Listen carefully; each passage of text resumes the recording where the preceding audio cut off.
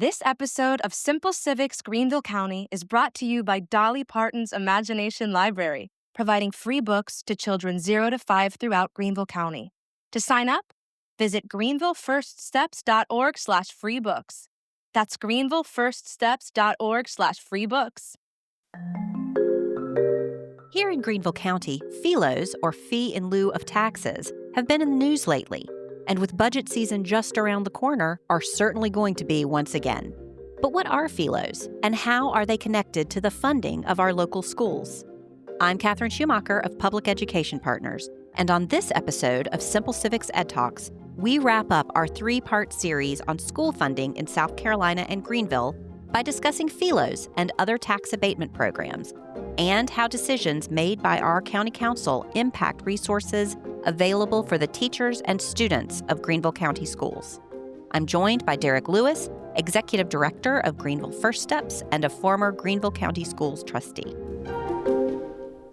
Welcome, everybody, to the final episode of our 3-part series on Simple Civics Ed Talks, focused on how our public schools are funded here in South Carolina, with a particular focus on, as I like to say, how school funding is really weird. So I'm here with Derek Lewis, of course, my partner in this conversation, and we're going to dig into a topic that flies under the radar, but has some pretty big consequences for how our schools are funded. And those are what are called tax abatement programs, especially FILOs, which stands for fees in lieu of taxes.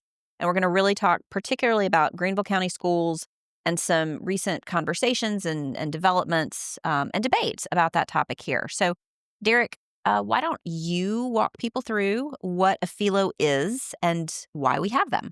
All right, so tax abatement is basically when the government agrees to reduce or eliminate some sort of taxes, usually on property, in exchange for some sort of service. And so usually it's an incentive, right? So we're trying to get a new business to come in. We're trying to develop an area of the community that's blighted. Like, tax abatement is how we can offer those. And there's really two. There's FILOs and TIFs. And it's really not a huge difference between the two, except that FILOs are when we basically create something that's a fee in lieu of taxes. And generally what we're saying is that instead of paying the standard property tax, which is going to increase as you make improvements on the property, we're going to create a set number, and you're going to pay that amount for a long period of time. And so it like 30 years or some number of decades usually. Yeah, so it basically incentivizes the developer. Like, if you'll go in there and put in sidewalks and you'll do all this stuff, then your property is going to increase in value, and we're not going to immediately come back to you to get that increase. And TIFs kind of do the same thing, but from a kind of in public investment. So like a good example of like a FILO would be like if we're bringing in like a new manufacturer, like an Isuzu plant or Michelin, like a new big facility. Yeah, so we're saying like, hey, you're going to create 300 new jobs. That's worth it to us to maybe control your property taxes in exchange for you bringing this new industry. And an example of a TIF that people might benefit from is like all the work done at Main Street around the Peace Center. So, that was an area that needed some investment. We needed both private philanthropy and philanthropy to kind of come in. And so the TIF basically said like, okay, so if you'll help us beautify and improve Main Street, we won't punish you by charging you more taxes because it's now worth more. Right.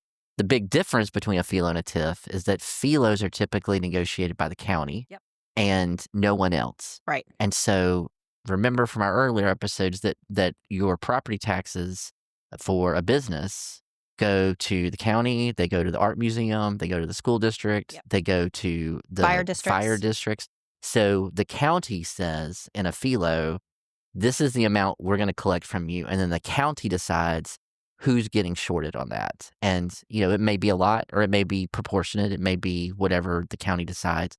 In a TIF, all the parties have to agree to it. And so when the TIFs are passed, the school board actually has to say, we're agreeing to take this amount of money.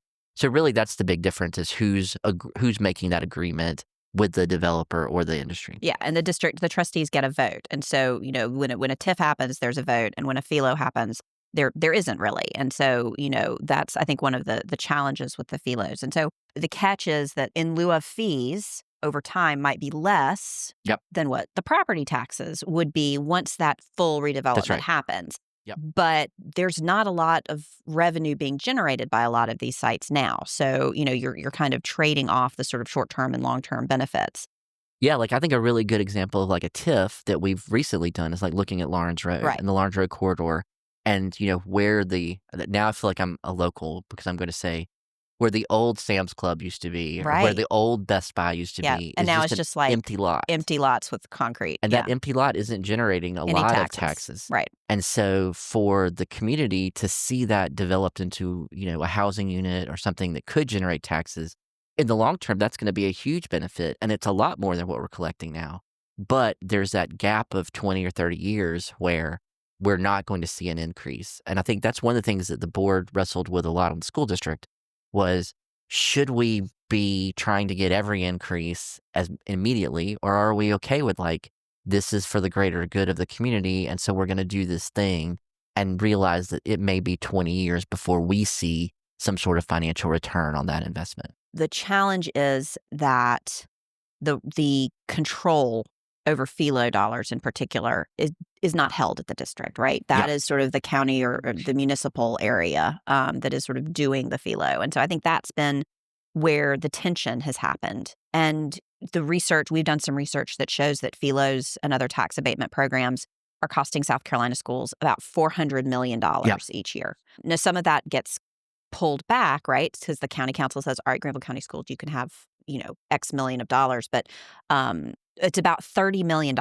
in lost revenue in Greenville County Schools annually. And that's, again, a lot of money. It could be a new school Right. every year that we build to help handle overcrowding in our district. Right. Again, with no sort of control. And so the reason that FILOs have been in the news recently and will certainly be in the news again soon as we get into our new budget cycle.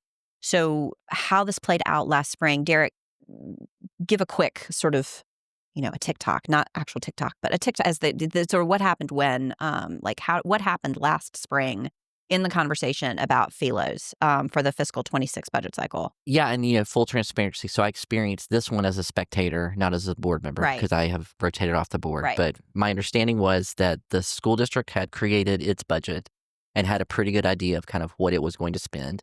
And it had an idea of where those dollars were going to come from. Including from FILO fees. And then the county needed to balance their budget, and there was a shortfall.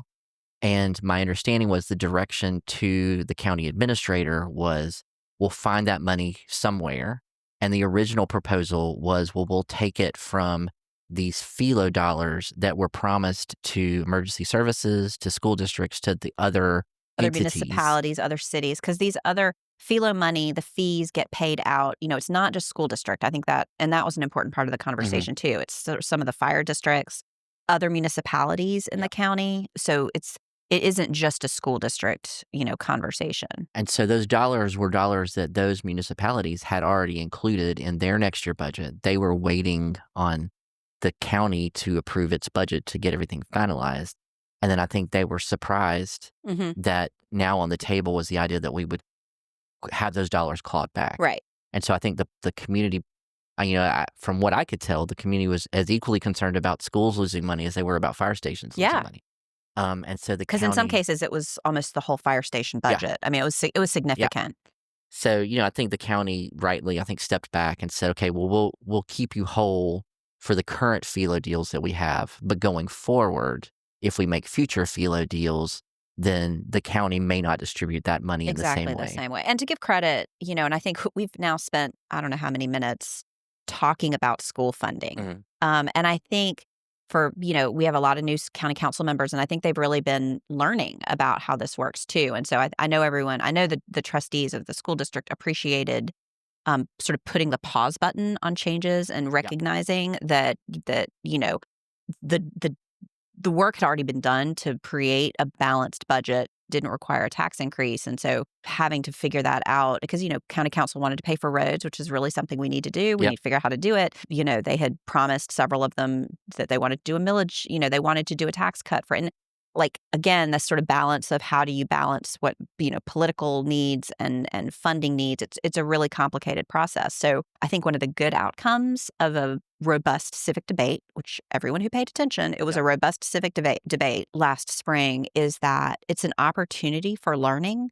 it's an opportunity for folks to kind of wrap their heads around how complex it is. And I think that's really great. So, Yeah, and I think, one thing, Catherine, that I think is also important is, you hear a lot about the benefits of FILOs, the benefits of TIFs and bringing in development. And, I mean, one of the arguments against them is just the question of like, do we really need to incentivize more development in Greenville County? at this point, And so I do think there is I think it is a great time in this county to have a conversation about growth and managed growth. And do we need more industry here to be incentivized to come here? Or have we created a community that industry would have come here anyway? And are we basically making trades?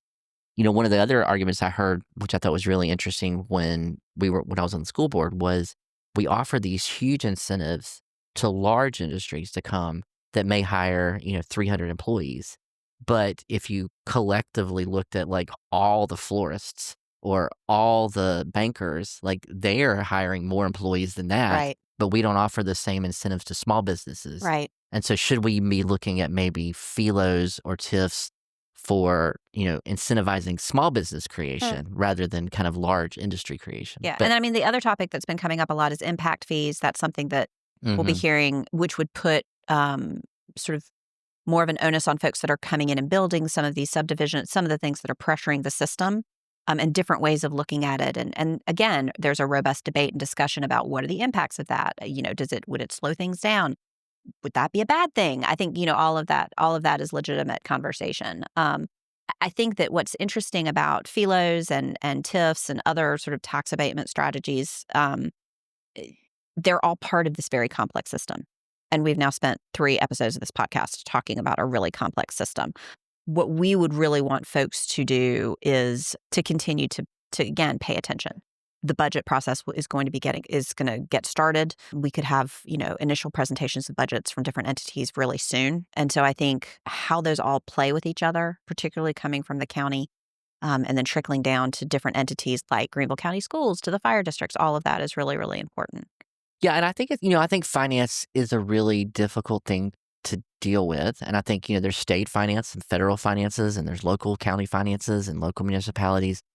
I mean, to me as a school board member, the thing I really just wanted was just some stability. Yeah. And just let me predictably know how much money am I going to get per child next year. And then we can look at that budget and say, okay, with this amount of money, this is what we can make work. And if we have less, we'll make less work. But you don't know. And then you create a budget in March, and then you find out in April that now you're short $15 million. Yeah. And so I think that's the part that I think causes the greatest anxiety in the public is you never know what it is because somebody else is making a decision with other public dollars that affects you.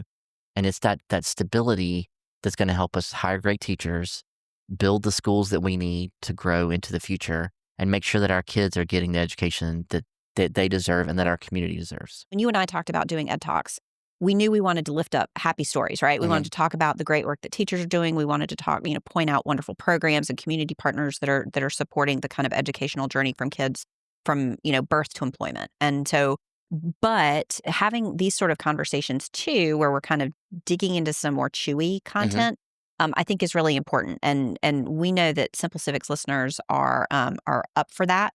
We know how people use these podcasts as resource guides to understand things. And so, again, we're going to use the show notes to drop some additional resources in there. And I really encourage you all to sort of check those out. Again, there's going to be a new explainer from the League of Women Voters that's going to be coming online that we're excited to share with you. We've done some white papers and studies at public education partners that talk about the impact of things like Act 388 and FILOs on school funding in particular. And then I think, these are kind of topics that we really want to touch too. Thanks for doing this with me. No, absolutely. And thank you all listeners. Thanks so much for hanging out with us and listening to this series. We really appreciate it. And we look forward to talking to you next time. Simple Civics Ed Talks is a joint project of Greater Good Greenville, Greenville First Steps, and public education partners Greenville County. Hi, Simple Civics Greenville County listeners, Nathaniel here. If you've made it this far, then we think you'll really love our newsletter. Sign up for bonus content, updates, and more right in your inbox. Look for the link in the description that says newsletter to sign up, or visit us at simplecivicgreenvillecounty.org. Find the link in the menu that says newsletter and sign up there. We'll see you again next week.